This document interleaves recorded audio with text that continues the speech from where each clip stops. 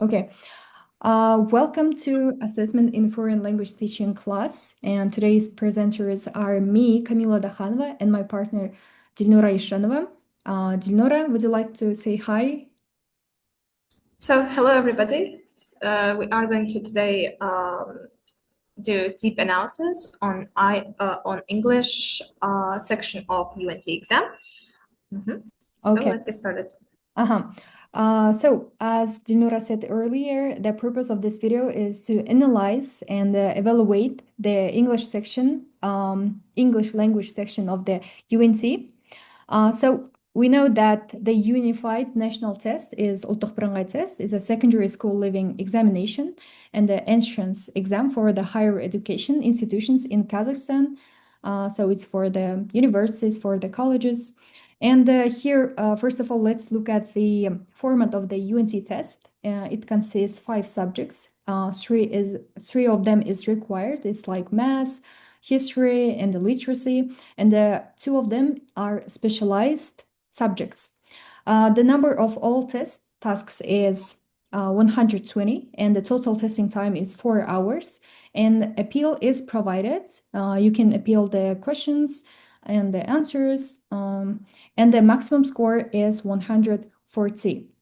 So one of the most important tools that education system use to assess students' learning is national examination, as we know, yeah. The pivotal position of national examinations also carries several risks, let's say, and while well-designed systems can help achieve positive outcomes, and the poorly designed systems can contribute to the negative backlash. So since the UNT significantly impacts students' academic and professional future, it's essential to evaluate the validity of this section. Yeah, validity refers to the degree to which a test actually measures what it claims to measure. Okay, so we're gonna evaluate by using major validity types, which is content, construct, criterion related, which is divided into 2, concurrent and the predictive, and the face validity. We will show and review available original tests from the test center as evidence and as an example, and then apply analysis and recommend improvements to increase the test fairness and the usefulness. So first of all, let's start with the content validity of English section of the UNT. Okay, so we already know from the lecture what content validity is, and we have prepared a checklist which contains guiding questions to check if the UNT questions match the criteria of the content validity. And let me just list them. First is when the content matches instructional objectives, students perform the appropriate behaviors and the representative samples of all language skills like reading, writing, speaking, and listening, right? And the fourth is proper samples of relevant grammar and vocabulary. And the 5 is quality of the test items. And the 6 measures knowledge accurately, not the memorization, but the measure of knowledge. Okay, so here is the question. Does the UNT English section cover all aspects of representative language skills demanded by academic and everyday English? So here we have, let's look at some examples. This is the example from the official site of the test center. Let's look at the first one. For example, here we have the instruction. Instruction says you are offered the test items with 1 correct answer from 4 proposed ones. So here we see the question. First question, the correct form of the preposition. The next one, suitable form of the verb. Third one, reported speech. And here we have the question, which contains 1 or more correct answers. And it's unfortunately also about the grammar, the reflexive pronouns and the while, sentence with while, yeah? You need to choose them. And here another example from the test. Here we see the reading part of the test. You are offered the test items on the base of text with one correct answer from the proposed ones. So you need to read the text attentively and do the questions. So here we see the example from the text. Here we have the questions, and unfortunately here also we see about the question about the grammar only. And here we see the matching items, which is really interesting, like new one, because in our time, in 2022, we don't have this type of question. And but unfortunately, it's also about the grammar. So you need to match the passive voice, negative and affirmative one. And here we have the pie chart. So the students should have to analyze the pie chart and the answer to the question. So in the below, it says that the English test is completed.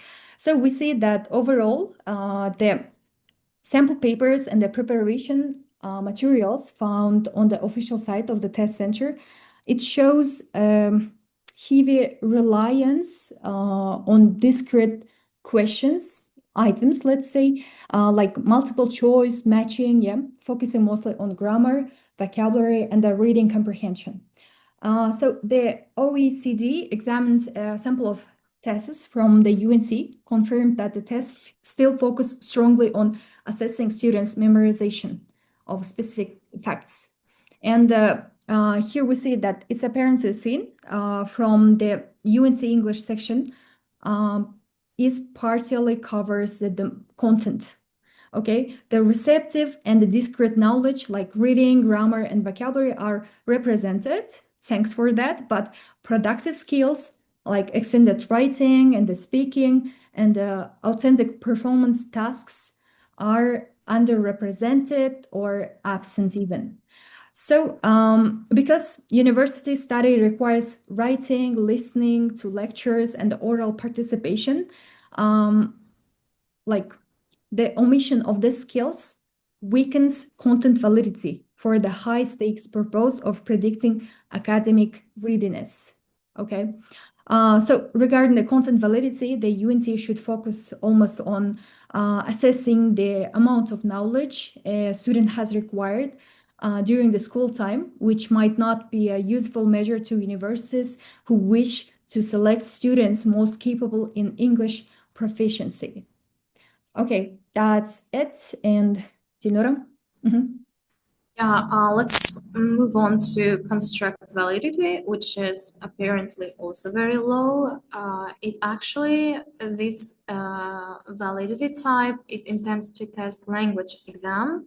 The UNT English section misses out on productive skills, as Kamila already did say. And here is also the analysis on the type of questions. The first is given the most important from 5 to 10 almost questions in UNT for all the variants, as they do give a question based on isolated words, as asking just to find opposite or similar synonyms for a given specific word.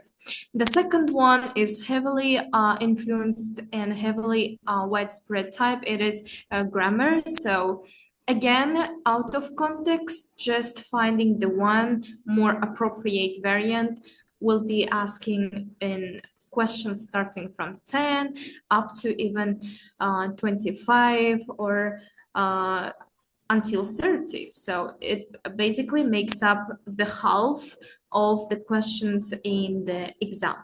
And here is a reading question. The reading comprehension questions are basically 5 to 7. They vary across variants, but mostly they come to ask questions based on the reading text. And the 4 is about, as Kamila already did say, it's new type of questions, noun suffixes or just suffixes to match certain suffix for a given word.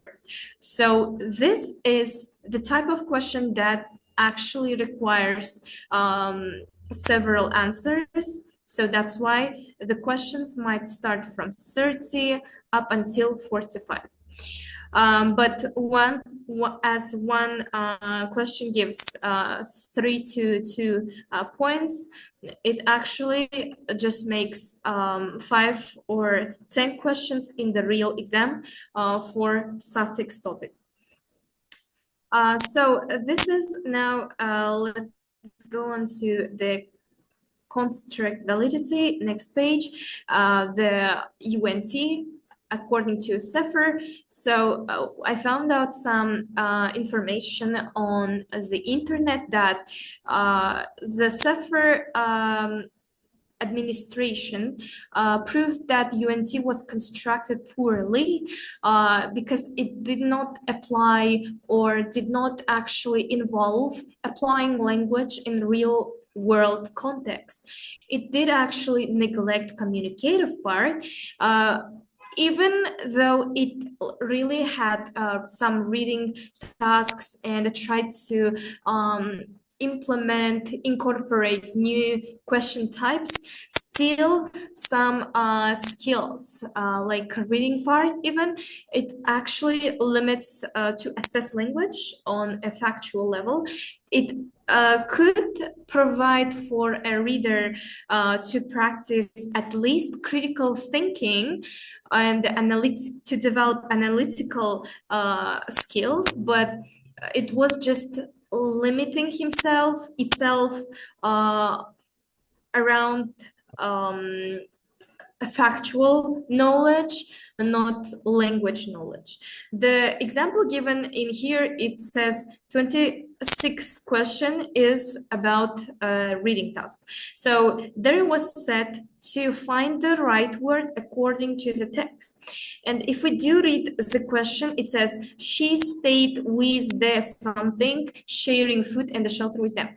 And if we look at the real text, it was not much bigger, but this is just a sub part of the text where we can here we can literally find word for word the words like Masha with some wolf cubs were playing on a rock.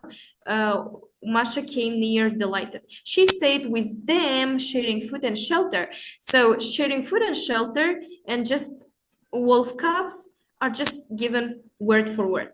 So this type of questions do not actually assess a language on a communicative part at least, but it does just give an answer very vividly. So at least the UNT of reading in the reading in the UNT could assess or could give some more abstract questions that would make students to use their critical thinking skill. All right, the next one is criterion validity. As well, criterion validity is in two subparts. The first is concurrent validity and predictive validity. Both of them are very low, and here are the reasons. The criterion validity, second page, next page. Yes, criterion validity is actually low because it does not actually align with Cepher-based exams like TOEFL or IELTS. The results of the UNT cannot be transformed to IELTS band scores, but IELTS scores can be transformed to UNT. So what it does actually mean? It actually shows how UNT is very weak in the Cepher English placement exams, and it does not even be, it cannot be even called as a placement exam because it doesn't really indicate an accurate level of a test taker. For example, here the table shows the question came on UNT, very simple, and according to even Maslow, that only this type of question is only the first step, which it means it's only remembering the correct answer. Whereas IELTS question, this is a real question from IELTS speaking part 2. Here it assesses a student holistically. It does not only ask a student to remember one answer, but to evaluate the answer based on the question. So it does incorporate higher order thinking level according to Maslow again. So the UNT again is about memorization and the passive learning, unlike IELTS, which actually requires active use of language, coherence of speech, and wide range of vocabulary, which it actually shows how UNT cannot be transformed into IELTS. All right, the next one is about yes, predictive validity. As we did already mention, OECD organization on its 2020 statement said that UNT is a poor predictor beyond the test itself, which it actually means poor predictor actually means it cannot measure the success of students at English-speaking environment university, or it cannot actually promise students to succeed at workplace or universities where English is spoken, because as we did say, English, the UNT was not initially format to assess skill of real language use. But there is still not enough research done to support with statistics about low validity, low predictive validity, but still, the universities where EMI is a standard, students who took receptive skill exam, preparing just an year for that, will get used to memorization and lower order thinking strategies rather than the active use of language. So they will obviously struggle a lot in oral presentation assignments at university, and they will even find hard to cope with the university. So the next one, here we have next page, we can see the UNT scores, how it actually do vary across regions according the same source OECD 2020. The low predictive validity because it consistently fails to predict success regardless of regions. So even though the name says unified national exam, but the results do actually vary across the regions, and mostly some of the regions are scoring systematically very high, and some of the regions fluctuating between medium to very low. So some even within the regions, there were given some statistics saying that urban areas, cities, usually outperform because of centers and opportunities rather than the rural areas where UNT is actually on each individual. So that's why here the predictive validity can be set not stable, not even for the future of a learner, but also across the regions, it also do vary a lot. So. Okay, thank you so much. So the next one is about the face validity. So here again, we have prepared a checklist which contains guiding questions to check if the UNT questions match the criteria of the face validity. So we have here the test looks fair and appropriate, and the two tests look like real language tasks and the clear and the understandable of the instructions that given during the test, and the professional and well-designed format of the text is also crucial, and acceptable difficulty of the level, and the positive perception among stakeholders. For the stakeholders, we can say about the teachers, about the students that are taking the test, and also the public comments, right? So, okay. So public comments on social media after after the students have taken this test is really, like, how to say, really interesting ones to read. And the teacher's opinion and students' opinion indicate to see that UNT as important, but often report that it rewards not the knowledge, but the test taking strategy and the rote memorization. And then tasks sometimes feel overly tricky. So to explore whether students think the UNT English section appears fair, realistic, and trustworthy, we have conducted a mini questionnaire among TFL and TRA, which is Translation Studies students in first and the fourth course students. Unfortunately, as we had a little time to conduct it, only 11 students have responded. So how do the stakeholders perceive the UNC English section? Does it look like it measures what it claims? So in this pie charts, we can see the questions answers, yeah, the responders. Let's stop on every one of them.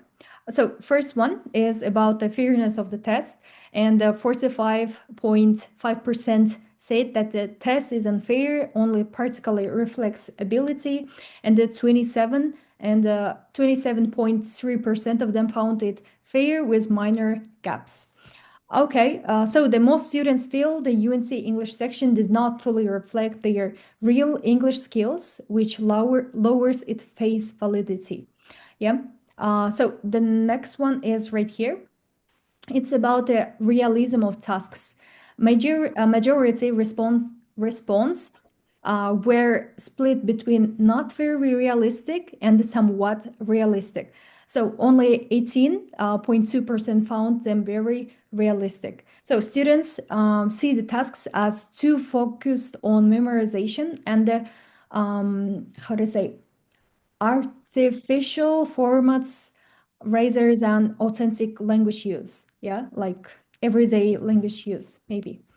So the third one is about the clarity of instructions. So here we see that the 36.4% of them said instructions were mostly clear, and the other half of them found that sometimes it's still confusing.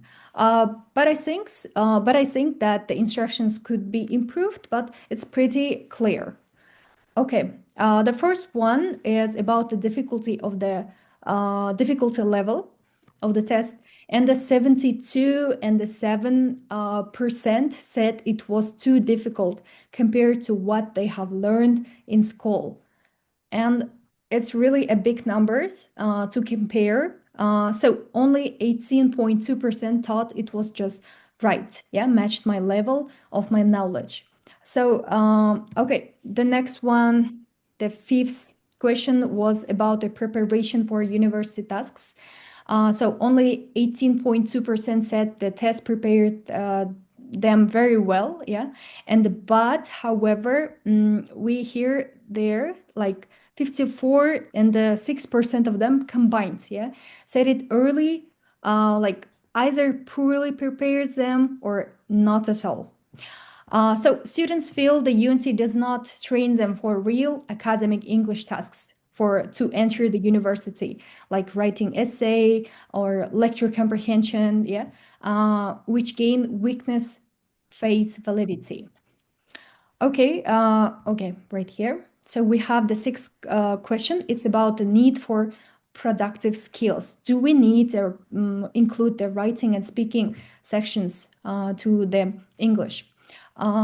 Okay, so the 36.4% of them said yes, like both writing and speaking should be added. But however, 36.4% of them said no, like current format is enough. And only 18.2% of them said maybe one should be added. So opinions are mixed, but over half of students support adding at least one productive skills like writing or speaking. And this is an important signal for improving content validity too, I think. And here we have the seventh question. It's about the trust in UNT scores. Yeah. So the 63.6% of them said they only slightly trust the score, and only 18.2% of them said they do not trust it at all. So this is a significant issue. If students do not trust the exam results, it weakness its credibility, its validity, and the social acceptance itself. Yeah. So it's also low face validity. Okay, here we have the eighth question. It's overall the satisfaction of students.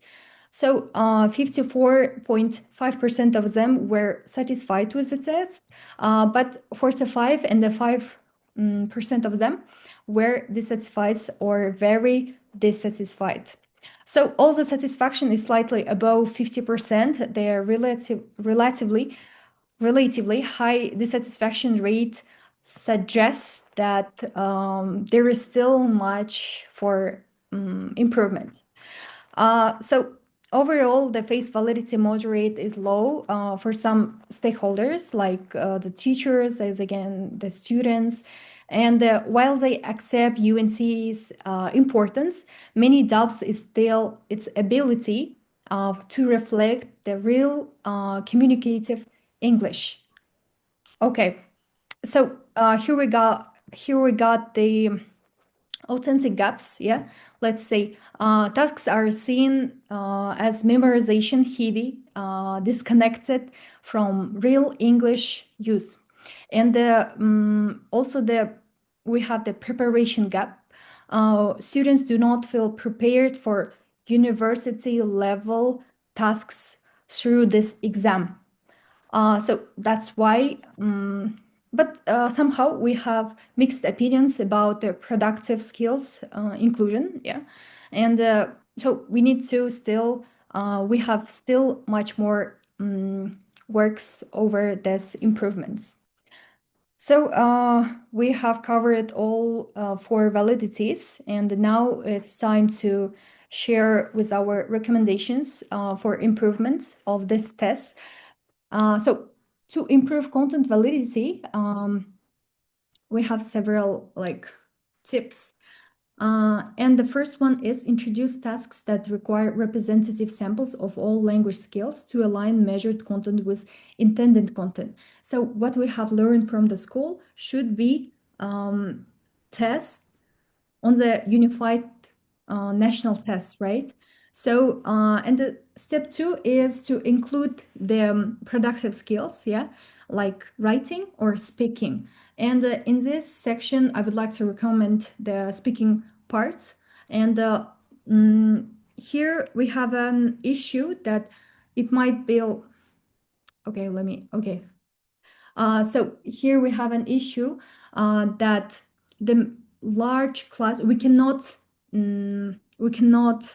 give feedback, clearly feedback, precise feedback for the students to check their works, to check their speaking and writing tasks. And that's why we need to apply the AI scoring. So let students type or record answers directly on the test platforms, and AI can provide first round scoring for writing and speaking. And the raters, it should be human.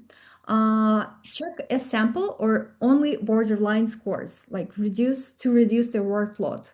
So we cannot fully trust to the AI, to AI's scores. That's why we still need a human's help in this section. And to be detailed, we need to give 50 points out of 50 for the speaking part of the English section.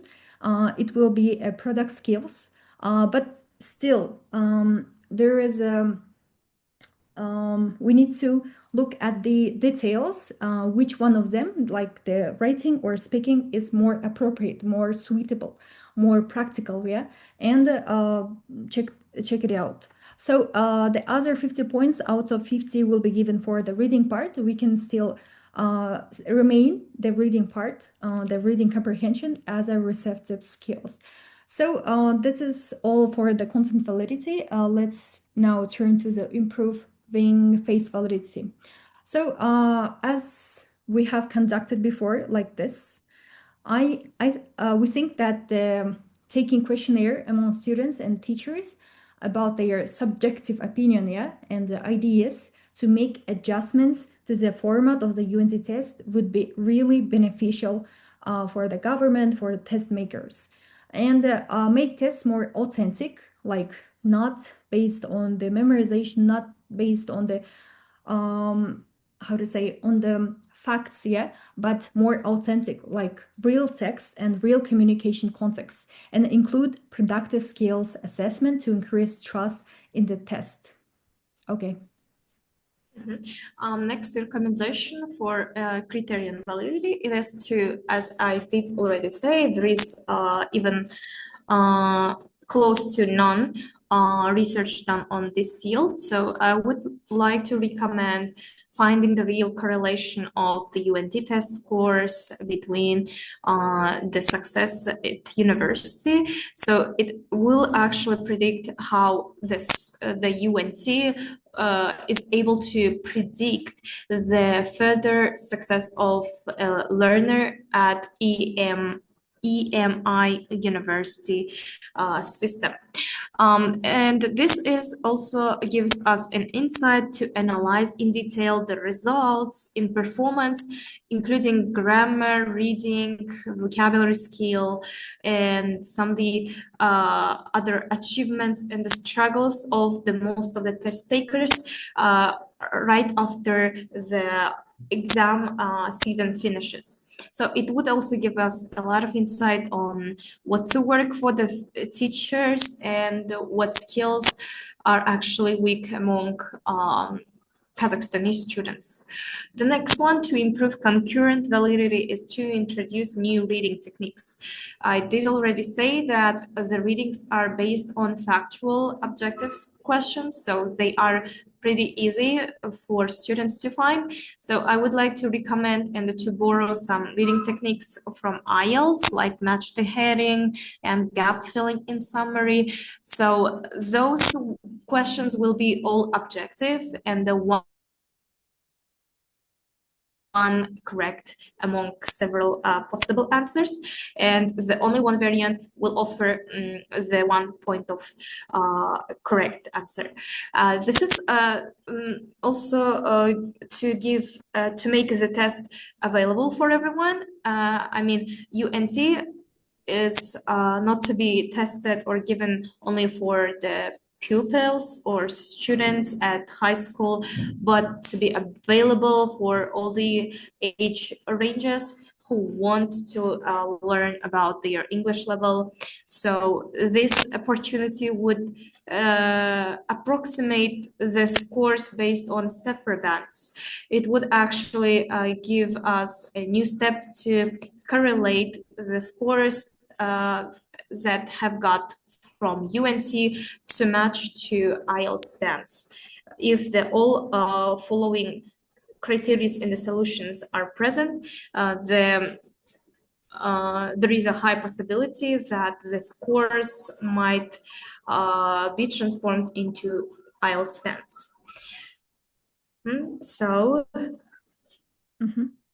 So here we have the references for our researches. Yeah. So that's it. Thank you for watching till the end. Okay, have a good day. Bye. That's fine. Bye bye.